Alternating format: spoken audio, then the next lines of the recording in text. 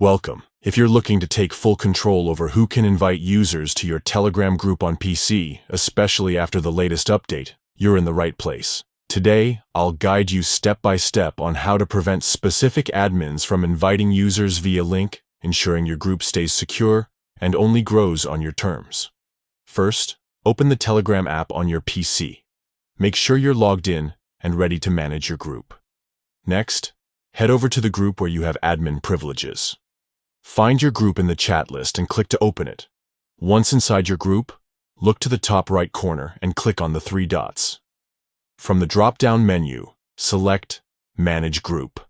This will open up all the essential settings you need to control your group's permissions. Now, navigate to the Administrators section. Here, you'll see a list of all the admins in your group. Click on the admin whose permissions you want to adjust. In the admin's settings, you'll find a range of permissions. Look for the option labeled Invite Users via Link.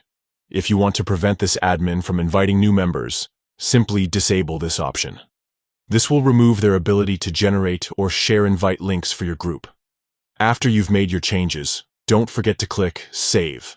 This ensures your new settings are applied immediately, and the selected admin will no longer be able to invite users via link.